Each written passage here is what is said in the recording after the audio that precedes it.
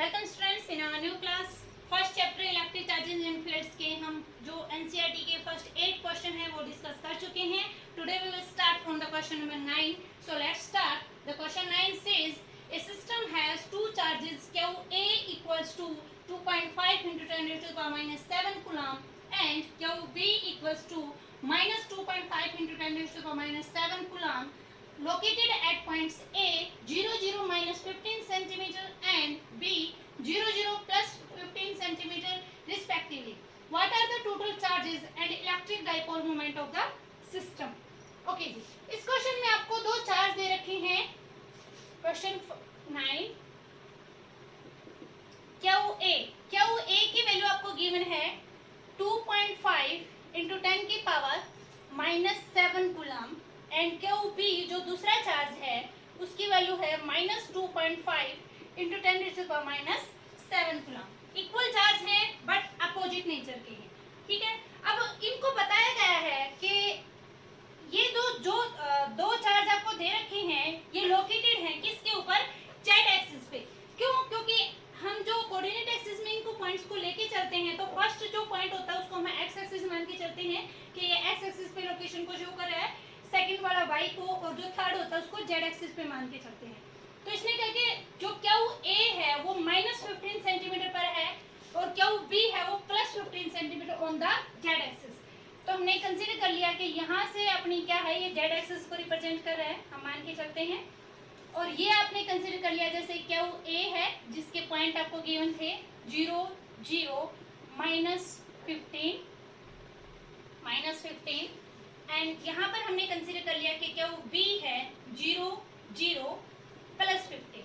ठीक है, अब इसने आपसे पूछा क्या है, ये जो क्वेश्चन में डाटा था वो हमने यहाँ पर रिप्रेजेंट कर दिया।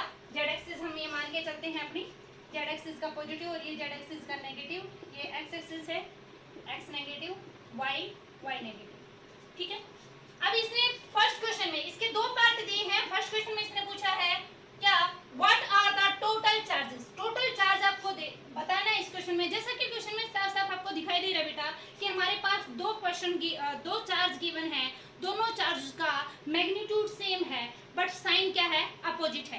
तो इन दोनों का अगर आप टोटल चार्ज निकालोगे तो डेफिनेटली दोनों एक दूसरे का इफेक्ट को कैंसिल आउट करके टोटल इफेक्ट आपको क्या दिखेगा, 0 दिखेगा। सो टोटल चार्ज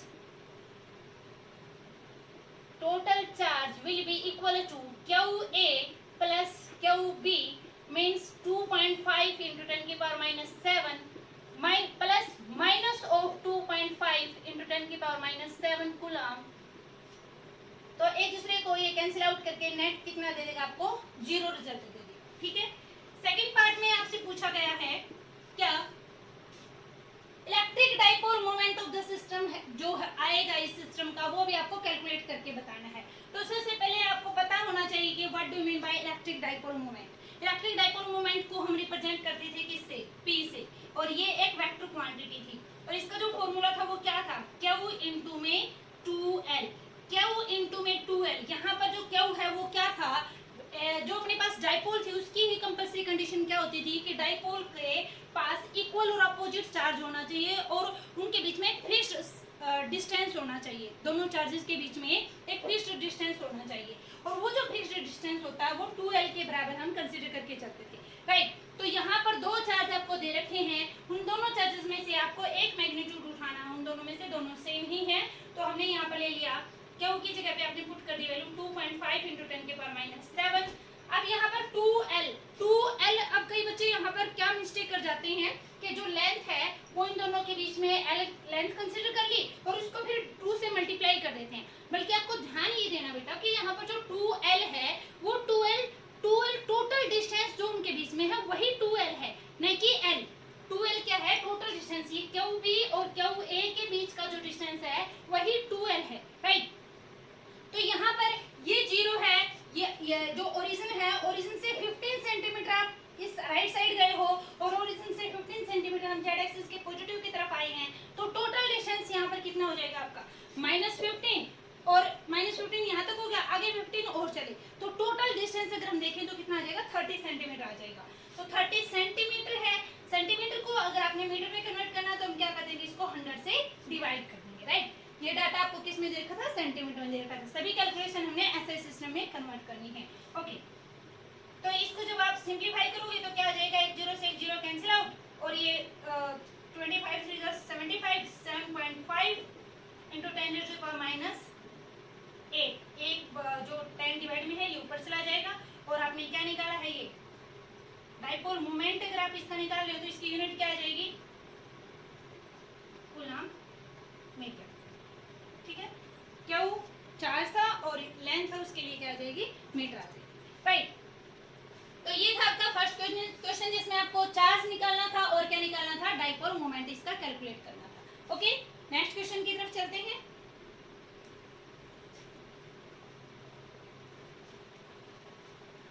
अगर इस क्वेश्चन में आपसे डायरेक्शन भी पूछ ली जाए, वैसे जब भी आपके पास कोई भी वेक्टर क्वांटिटी आए उसका अगर आप वो वेक्टर क्वांटिटी आपसे फाइंड आउट करने के लिए कहा गया है किसी क्वेश्चन में, तो आपने यहाँ पर इसका मैग्नीट्यूड तो बता दिया है, बेटर रहेगा आप उसके साथ के साथ डायरेक्शन भी बताते चले, क्योंकि ये एक आपका प्लस पॉइंट ही रहता है। तो यहाँ पर अगर इस जो डाइपोल मोमेंट आपने कैलकुलेट किया, इसके अगर डायरेक्शन की हम बात करें तो हमेशा हम डाइपोल की डायरेक्शन कहाँ से कहाँ तक लेके चलते थे, नेगेटिव से पॉजिटिव की तरफ। तो यहाँ पर इसकी डायरेक्शन क्या आ जाएगी, अलोंग ए बी, ए से बी की तरफ। राइट,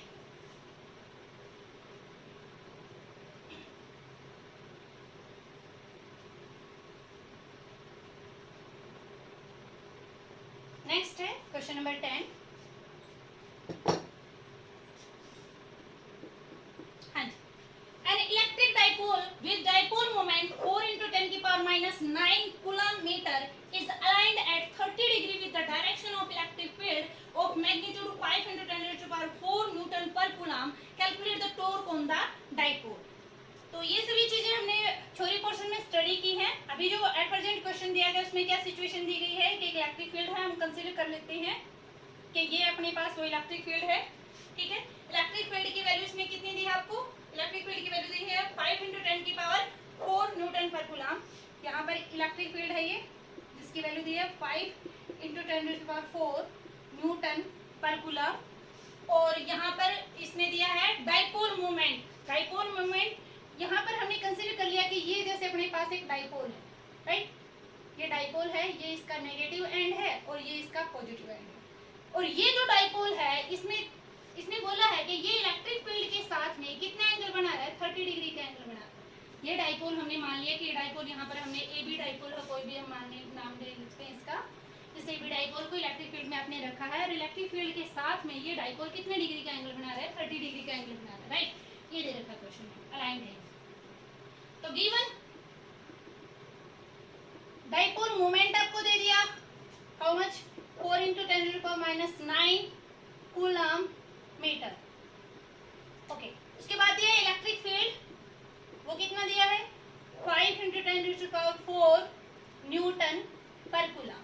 और क्या गिवन है, angle, angle between P and A, E, P and E कितना है, 30 डिग्री। ठीक है, अब आपको फाइंड आउट करना है, we have to find out, we have to find out, आपको क्या फाइंड आउट करके दिखाना है, इसमें टॉर्क फाइंड आउट करना है। राइट, टॉर्क, टॉर्क के जाल से वेक्टर क्वांटिटी टॉर्क आपको फाइंड आउट करना है। तो टॉर्क का फॉर्मूला अगर आपको पता है तो ये क्वेश्चन आपके लिए जस्ट 20 to 30 सेकेंड का है। टॉर्क का फॉर्मूला क्या होता है, यहाँ पर PE sin थीटा, टॉर्क का फॉर्मूला क्या होता है, PE sin थीटा। P की वैल्यू कितनी है, 4 into 10 की power minus 9, E 5 into 10 to the power 4, sin theta, sin 30 degree, and you know the value of sin 30 is 1/2, so by putting the value we will get 1/2 multiplied by 2, how much, 10 into 10 to the power minus 5, and this will give 10 to the power minus 4 Newton meter. Right? This is your answer. Okay? Torque आपको इसमें calculate करना था। Question बिल्कुल easy है, आपको just इसका formula अगर पता है तो आप इसको बहुत इजीली सोल्व कर देंगे। Next question, a polythene piece rubbed with wool is found to have a negative charge of 3 into 10 की power -7 coulomb. Estimate the number of electrons transferred from which to which is there a transfer of mass from wool to polythene. क्या कहा गया है इस question में? आपको दिया गया है कि एक पॉलीथीन है, उस पॉलीथीन को जो वूल है उसके साथ ऊन के साथ क्या किया गया, रब किया गया है, और उस रबिंग के प्रोसेस से जो पॉलीथीन है उसके ऊपर चार्ज आ जाता है। चार्ज की क्वांटिटी आपको गिवन है। अब आपसे पूछा गया है कि जब उनकी रबिंग आपने की और पॉलीथीन पर अगर चार्ज आया है तो आपसे पूछा गया है कि उसमें क्या इलेक्ट्रॉन का ट्रांसफर होगा। तो सीधी सी बात है, हमें पता है कि इस यूनिवर्स में किसी भी बॉडी पर अगर चार्ज आता है तो वो चार्ज केवल और केवल एक रीजन की वजह से आएगा। किस वजह से? ट्रांसफर ऑफ इलेक्ट्रॉन्स की वजह से, राइट। तो अब इसने पूछा है कि estimate the number of electrons transferred from which to which, किस बॉडी से किस बॉडी के ऊपर इलेक्ट्रॉन का ट्रांसफर हुआ है और वो क्वांटिटी कितनी है, मींस कितने नंबर ऑफ इलेक्ट्रॉन्स का यहाँ पर ट्रांसफर हुआ है। तो चलो डिस्कस करते हैं क्वेश्चन नंबर 11 को। हमने कंसीडर कर लिया ये अपने पास क्या है, पॉलीथीन है, और पॉलीथीन के पास ये क्या है, वूल है। इस वूल को हमने इस पॉलीथीन के साथ रबिंग करवाई है, ठीक है। ये पॉलीथीन था अपना, पॉलीथीन के साथ हमने वूल की रबिंग करवाई। तो इस पॉलीथीन के ऊपर चार्ज आ गया। चार्ज की क्वांटिटी कितनी दी है? -3 × 10⁻⁷ कूलम, राइट। अब आपसे पूछा गया कि कितने इलेक्ट्रॉन्स का ट्रांसफर होगा। सीधी सी बात है, इलेक्ट्रॉन्स का ट्रांसफर होगा कहां से कहां तक? वूल से पॉलीथीन पर, बिकॉज जिसके ऊपर इलेक्ट्रॉन आएंगे, इलेक्ट्रॉन के ऊपर कैसा चार्ज होता है, नेगेटिव होता है। अब जिसके ऊपर इलेक्ट्रॉन आ रहे हैं वहां पर क्या आ जाएगा, नेगेटिव, और जिसके ऊपर से उठ के गए हैं वहां पर कैसा आ जाएगा, पॉजिटिव चार्ज। तो इसमें नेगेटिव चार्ज अगर आया है तो इसमें नेगेटिव किस प्रकार पॉसिबल है, जब वूल से इलेक्ट्रॉन आए हों कहां पर, पॉलीथीन के ऊपर, ठीक है। तो फ्रॉम विच टू विच का आंसर तो आपका सोल्व हो चुका है कि वूल से पॉलीथीन की तरफ इलेक्ट्रॉन्स का ट्रांसफर हुआ है। अब इसने पूछा था कि how much number of electrons, electrons की क्वांटिटी कितनी है, तो वो क्वांटिटी आप कितनी बताएंगे? आपको फॉर्मूला पता है क्या? क्या वो इक्वल टू +- होता है, राइट। तो क्या की वैल्यू कितनी है अपने पास, -3 × 10⁻⁷ n × e की वैल्यू कितनी है आपके पास, 1.6 × 10⁻⁹, n की वैल्यू कितनी आ जाएगी, 3 × 10⁻⁷, डिवाइडेड बाय, अगर हम यहाँ पर नेगेटिव लेकर चल रहे हैं तो +- में से यहाँ भी नेगेटिव ले लेंगे और नेगेटिव से नेगेटिव कैंसिल आउट हो जाएगा। 1.6 × 10⁻⁹, जब आप इसको कैंसिल आउट करोगे तो आपके पास रिजल्ट कुछ इस तरह से आ जाएगा, राइट। तो इतने नंबर ऑफ इलेक्ट्रॉन्स का क्या होगा, यहाँ पर ट्रांसफर होगा। कहां से कहां तक, वूल से 1.875 × 10⁻12 नंबर ऑफ इलेक्ट्रॉन्स जब वूल से पॉलीथीन पर आएंगे तो उस टाइम पर पॉलीथीन पर -3 × 10⁻⁷ कूलम चार्ज आ जाएगा, ठीक है। -3 × 10⁻⁷ कूलम, ओके। अब ये था इसका फर्स्ट पार्ट। सेकंड पार्ट में इसने आपसे क्या पूछा है? सेकंड पार्ट में पूछा है कि is there a transfer of mass from wool to polythene. अब आपको पता है कि जो सबसे स्मॉलेस्ट यूनिट हम लेके चलते हैं पार्टिकल्स की, वो क्या लेके चलते हैं, इलेक्ट्रॉन को। तो इलेक्ट्रॉन अगर वूल से पॉलीथीन की तरफ गए हैं तो इलेक्ट्रॉन की वजह से कुछ ना कुछ मास का भी ट्रांसफर डेफिनेटली होगा। हालांकि वो बहुत ही नेग्लिजिबल सा होगा, लिटिल बिट होगा, but transfer of mass will definitely take place. Transfer, mass का ट्रांसफर डेफिनेटली होगा ही होगा। तो अब इसने आपसे पूछा है कि कितने is there a transfer of mass from wool to polythene, yes, transfer तो होगा। अब कितना होगा वो हम देखते हैं। एक इलेक्ट्रॉन का मास आपको पता है, we know that mass of one electron, एक इलेक्ट्रॉन का मास कितना होता है, 9.1 ×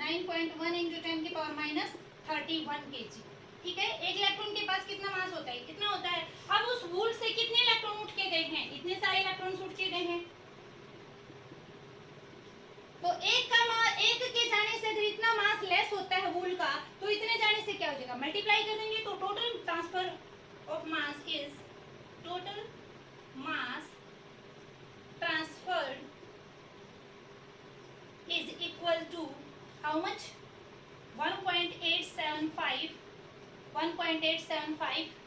10⁻12 मल्टीप्लाई बाय 9.6 1.1 इंटू 10⁻⁻31। इनको जब आप कैलकुलेट करोगे तो आपके पास रिजल्ट आ जाएगा 1.687 इंटू 10⁻⁻18 kg, राइट। तो इतने नंबर ऑफ इलेक्ट्रॉन्स का क्या होगा, 1.875 इंटू 10⁻12 इलेक्ट्रॉन्स की वजह से इतना मास ट्रांसफर हो जाएगा, कहाँ से, वूल से पॉलीथीन पर। यही आपको सोल्व करना था।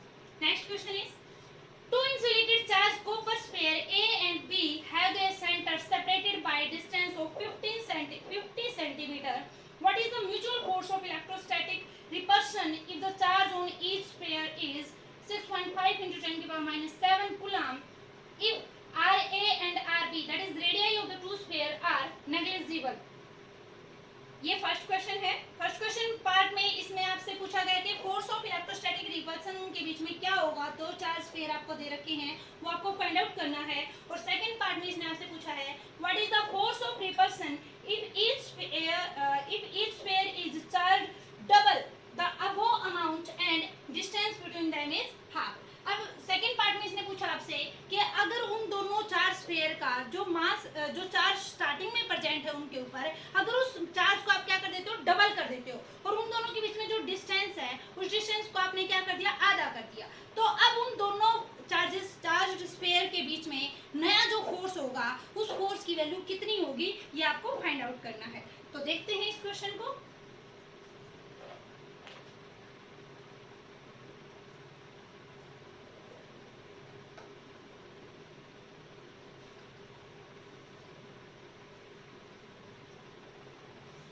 क्वेश्चन नंबर 12,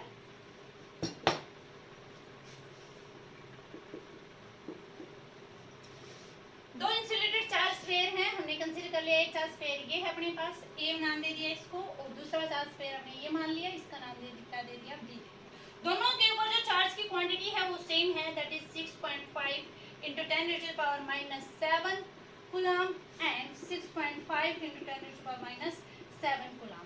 और इन दोनों के सेंटर में जो सेंटर के बीच में जो डिस्टेंस है वो कितना है, 50 सेंटीमीटर गिवन है। और इन दोनों की जो रेडियस है, स्फीयर की जो रेडियस है वो नेग्लिजिबल हम मान के चल रहे हैं, दे रखा क्वेश्चन में ये। अब ये डाटा देने के बाद आपसे पूछा गया कि इन दोनों के बीच में जो रिपल्सन का फोर्स होगा उसकी वैल्यू बतानी है। भाई सीधी सी बात है, दोनों चार्जेस जो आपको गिवन है वो कैसे नेचर के हैं, सेम नेचर के हैं, and we know that like charges repel each other and unlike charges attract each other. तो डेफिनेटली इन दोनों सेम नेचर के चार्जेस के बीच में कैसा फोर्स होगा, रिपल्सन का फोर्स होगा। उस फोर्स की वैल्यू आपको कैलकुलेट करनी है। तो फोर्स की वैल्यू का फॉर्मूला क्या है, K1 Q2 बाय में R स्क्वायर। ओके, तो K क्या होता था, 1/4πε0, उसकी वैल्यू कितनी होती है, 9 × 10⁹ न्यूटन मीटर स्क्वायर पर कूलम स्क्वायर। तो हम K की वैल्यू पुट करते हैं यहाँ पर, 9 × 10⁹, Q1 6.5 इंटू 10⁻⁻7 और दूसरा Q2 है 6.5 into 10⁻⁻7 divided by R। R की वैल्यू कितनी है आपके पास, 50 सेंटीमीटर है, इसको मैं लिख देती हूँ मीटर में कन्वर्ट करके इस तरह से, ठीक है। अब इसको आप सिंप्लीफाई अगर थोड़ा सा और करेंगे तो क्या आ जाएगा, 9 इंटू 6.5 इंटू 6.5 10⁻⁻14 और ये प्लस का 9 है तो कितनी आ जाएगी, 10⁻⁻5 डिवाइडेड बाय ये कितना आ जाएगा, 25। 100 डबल पावर थी, इसकी दो पावर क्या हो जाएंगी, कैंसिल आउट हो जाएंगे, और ये कितना आ जाएगा, 10⁻⁻2 हो जाएगा, ठीक है। तो इस तरह से जब आप इसको और सिंप्लीफाई करोगे तो आपके पास जो f की वैल्यू है वो कितनी आ जाएगी, 1.521 इंटू 10⁻⁻2 न्यूटन, ठीक है। ये आपके पास क्या आ गया, फोर्स आ गया, किनके बीच में है ये फोर्स, दो चार्ज पेयर जिनकी वैल्यू आपको गिवन थी। तो फर्स्ट पार्ट में आपको इनके बीच में लगने वाला फोर्स निकालना था, वो हम कैलकुलेट कर चुके हैं। सेकंड पार्ट में इसने क्या बताया, सेकंड पार्ट में आपसे पूछ रहा है कि भाई ये जो चार्ज पेयर थे ना, स्टार्टिंग में इनके पास इतना इतना चार्ज है, अब इनका क्या कर दिया, डबल कर दो, दोनों चार्जेस को क्या कर दो, डबल कर दो, और जो इनके बीच में डिस्टेंस है उस डिस्टेंस को कितना कर दो, आधा कर दो। जैसे पहले 50 है तो अब कितना कर दो, 25 सेंटीमीटर का डिस्टेंस कर दो। अब नया फोर्स बताओ इनके बीच में कितना लगेगा।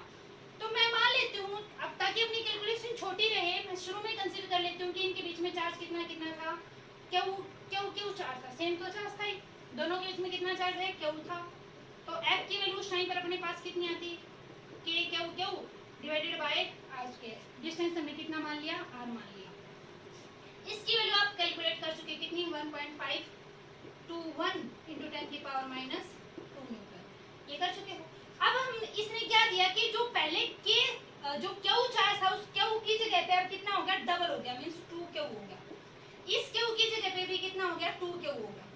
आर की जगह पे डिस्टेंस अब कितना हो गया, आधा हो गया, r/2 का स्क्वायर करोगे मींस आप, तो कितना आ जाएगा, के 2 into 2 4k क्यू स्क्वायर। अब r/2 का मींस क्या हो जाएगा, r²/4 और बाय का 4 क्या चला जाएगा ऊपर, मींस r²/4, और इस तरह से अपने पास क्या कितना आ जाएगा, ये 16k Q square divided by r square. और 16k Q square by r square की वैल्यू कितनी थी, ये थी, ये किसकी इक्वल है, k